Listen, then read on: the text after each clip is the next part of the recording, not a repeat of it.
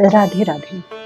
आज हम एक और भक्त हरदेवी की कथा लेकर उपस्थित हुए हैं, जो कि हनुमान प्रसाद पोद्दार जी ने के अनुसार बताई गई है। स्थान देव एक सेठ हुए हैं, जो कि विलासपुर के सेठ स्थान देव जी, उनकी पत्नी गज देवी और उनकी एक ही संतान हरदेवी, 3 लोगों का परिवार। जो गज देवी थी वो अत्यंत भक्ता, श्री ठाकुर जी की अत्यंत सेवा पूजा करने वाली महिला। वो जब भी पूजा पाठ करती तो हरदेवी उनके पास ही बैठी रहती और अपनी माता को जैसे करते हुए देखती वैसे ही वो अपने खेल के माध्यम से करती थी। धीरे धीरे माता के सभी लक्षण हरदेवी में प्रकट होने लगे। हरदेवी भी एक उच्च कोटि की भक्ता होती जा रही थी। समय व्यतीत हुआ और हरदेवी बड़ी हो गई। हरदेवी की विवाह का समय आ गया।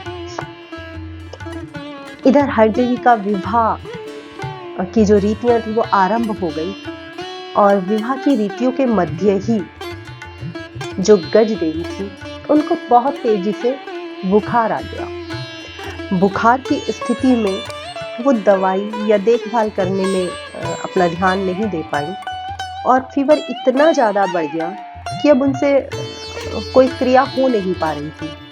तो वो ठाकुर जी के निज मंदिर में जाकर बैठ गई और ठाकुर जी से बातें करने लगी। उनके आंखों में आंसू थे, वाणी में गदगद भाव थे और प्रभु से वो बातें कर रही है। प्रभु से कह रही है कि प्रभु, मैं आपकी बहुत आभारी हूँ, मैं बहुत धन्य अपने आप को महसूस कर रही हूँ कि आपने मुझे इस योग्य समझा कि आज आप मुझे अपने चरणों में स्थान दे रहे हैं।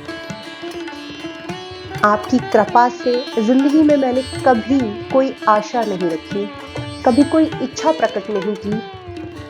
ये सब आप ही की कृपा से हुआ है। आपकी कृपा से मुझे इतनी भक्ति, इतना प्रेम प्राप्त हुआ है।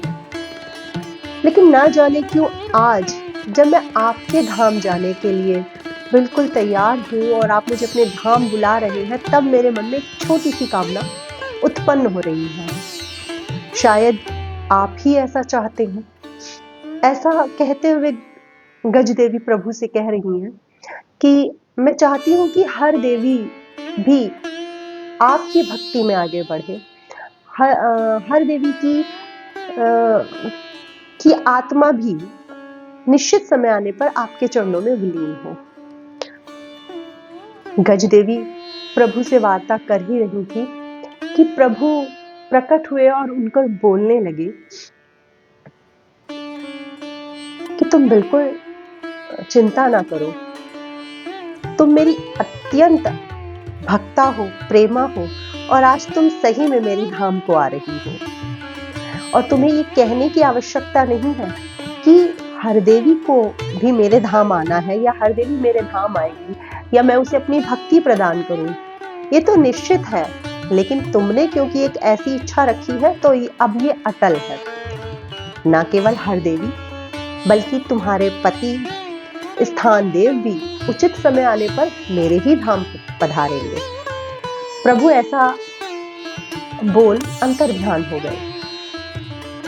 इतने में ही स्थान देव वहां पर आए और स्थान देव ने बोला कि तुम्हें क्या हुआ है, तुम इतना घबराओ नहीं, मैं अभी वैद्य को बुलाता हूं।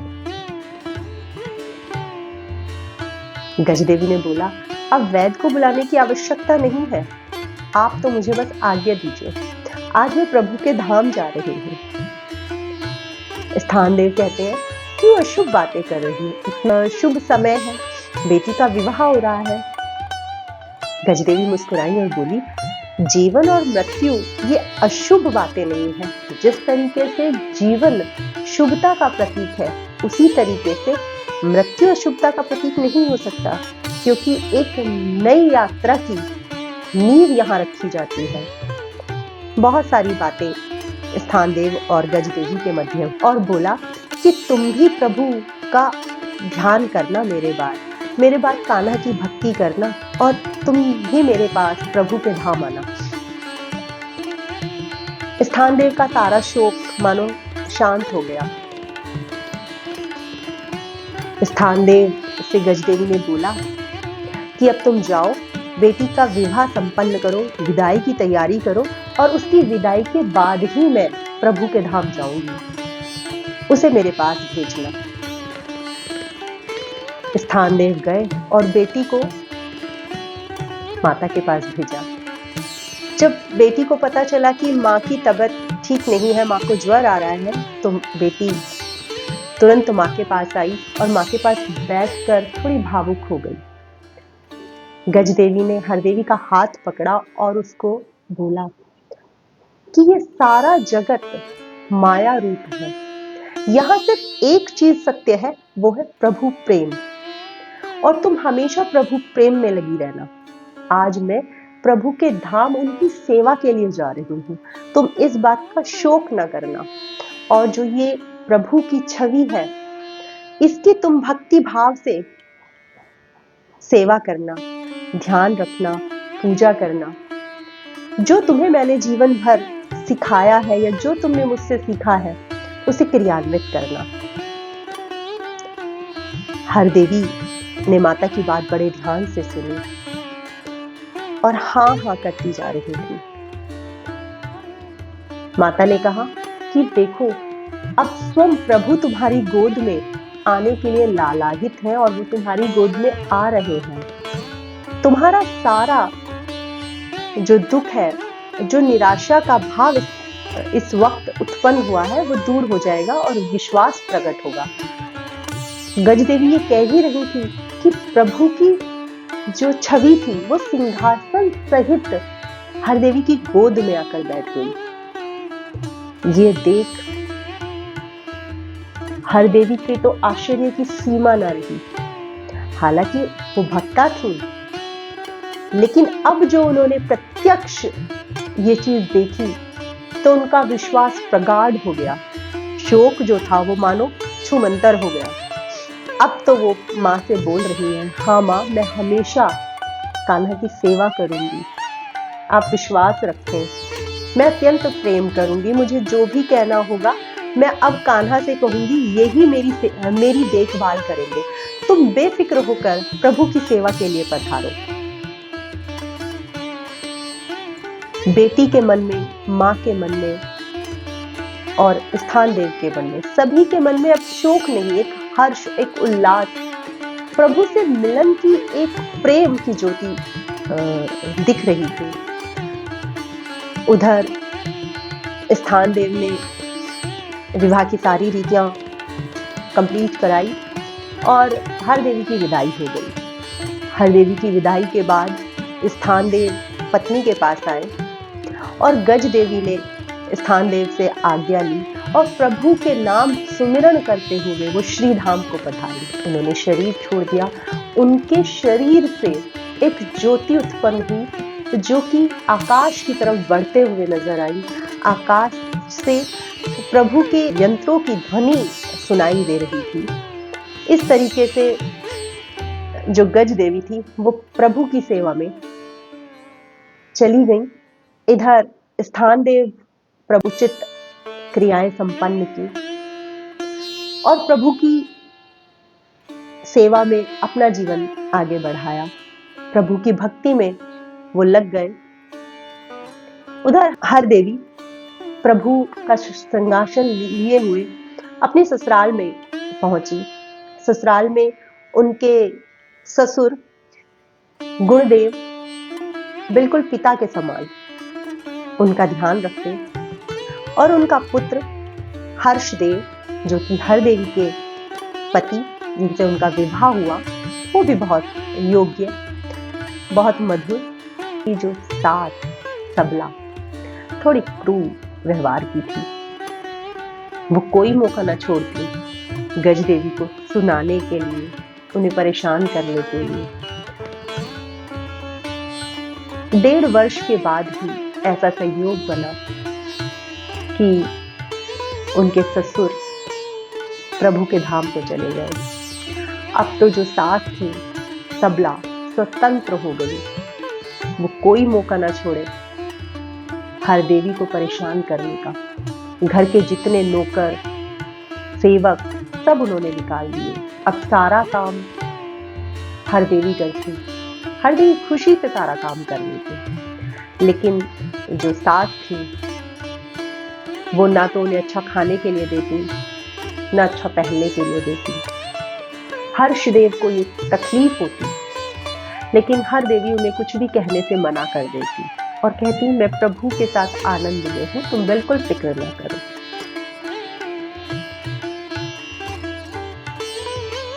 सास खूब ताने मारती, खूब सुनाती, जली कटी बहुत कहती, हर काम में उनके नींद में निकालती। एक रोज हर देवी बर्तन साफ कर रही थी, तो उनकी सास ने पुराने जंग लगे हुए बर्तन लाके उनके सामने रख दिए और बोला, इन्हें अच्छे से साफ करना, बिल्कुल चमका देना। ये सब करते हुए थोड़ा समय ज्यादा लग गया, तो सास ने खूब सुनाना शुरू किया, खूब अपशब्द बोले, कुछ ऐसे अपशब्द बोले जो कि उनके पति हर्षदेव से सहन न हुए। और वो बीच में माँ को कहने लगे कि माँ तुम ऐसे क्यों कहती हो, वो पूरे दिन लगी रहती है, सारा काम करती है, कितनी सेवा करती है, लौट कर कोई जवाब नहीं देती। तो ये सुन माँ ने बेटे को भी बहुत सुनाया। हर्षदेव ये सुन बाहर चले गए। उन्हें बहुत दुख हुआ और वो थोड़ा मन क्षीण करके घर से बाहर निकल गए। हर देवी को इस बात का बहुत दुख हुआ कि मेरे कारण मेरे पति को आज सुनना पड़ा, और वो उदास होकर घर से बाहर गए। सारा काम समाप्त करने के बाद वो अपने ठाकुर के पास जाकर बैठी और आज थोड़ा रो दी। माँ ने तो शिक्षा देकर भेजा ही था कि कभी भी कोई कष्ट हो, कोई दुख हो, कोई सुख हो, तो किसी और से मत कहना, सिर्फ कान्हा से कहना, ये तुम्हारा ध्यान रखेंगे। आज हर देवी फूट फूट कर रोने लगी और प्रभु से निवेदन करने लगी कि हे प्रभु, अब तक मैंने कुछ नहीं कहा, सब कुछ देखते हो, अंतर्यामी हो, सब जानते हो, लेकिन आज मुझे दुख हुआ है। आज मेरे पति को मेरी वजह से उदास होकर जाना पड़ा। आप कृपा करें, मुझे दर्शन दें, आज तो आपको दर्शन देना ही पड़ेगा। और ये कह फूट फूट कर रोने लगी। उनका गला रुंध गया, आंखों से टप टप आंसू बहने लगे, व्याकुल हृदय हो गया और तड़प उठी कि बस किसी तरह आज आप सामने प्रकट हो ही जाओ। प्रभु तो बस व्याकुल हो गए और प्रत्यक्ष सामने प्रकट हो गए। जब हर देवी ने ठाकुर जी को साक्षात देखा, उनके सुंदर नुकीले नेत्र, अधरों पर मुरली धरी है, पीतांबर धारण किए हुए हैं, गले में वैजंती माला पहने हुए हैं। इतनी सुंदर छवि ठाकुर जी की आंखें हट नहीं रही थी, गला कुछ बोल नहीं पा रहा था। हर देवी मानो शून्य हो गई। तब प्रभु ने कहा, बेटी परेशान मत हो, मैं तो हमेशा तेरे साथ हूं। तू जिस बात से परेशान है वो तो उस दिन ही निर्धारित हो गई थी जिस दिन तू इस घर में बहू बन के आई थी। तेरी सास का स्वभाव तो कोमल होना ही है, उन्हें तो तेरे साथ अच्छा होना ही है, उन्हें तो अंत समय मेरे धाम आना ही है। जिस घर में तू आई है वहां का कोई भी सदस्य बिना भक्ति के रह नहीं सकता। तेरे ससुर भी मेरे ही धाम आए थे और तेरी सास भी अब भक्ति में तेरे साथ कदम से कदम मिलाकर आगे बढ़ेंगी। अब तो हर देवी हर्ष से, आनंद से प्रभु के चरणों में लेट गई। इतना ही था कि प्रभु अंतर्ध्यान हो गए।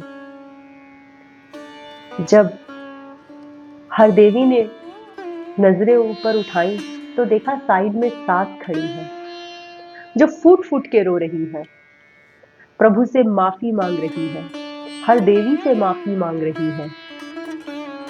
हर देवी ने उसे अपने गले लगा लिया, उनके चरण छुए।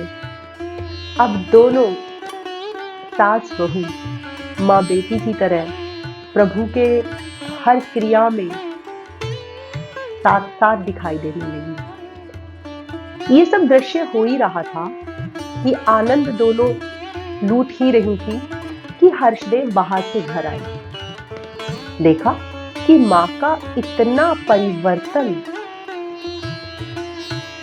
और हर्षदेव हर्षित हो उठे। अब तीनों लोग प्रभु की भक्ति में आनंद में झूमने लगे, मानो तीन यात्री एक ही पथ पर चल रहे हैं, एक ही साधन, एक ही साध्य, एक ही मार्ग, और तीनों आनंद ले रहे हैं। ये जीवन इस तरीके से हर देवी का आगे बढ़ने लगा। ना केवल हर देवी बल्कि नगर के सारे व्यक्ति इस आनंद को लूटने लगे। पूरा नगर भक्ति में हो गया। एक भक्त के एक परिवार में, एक परिवार के एक नगर में रहने से पूरा नगर ठाकुर में हो गया। श्री राधे।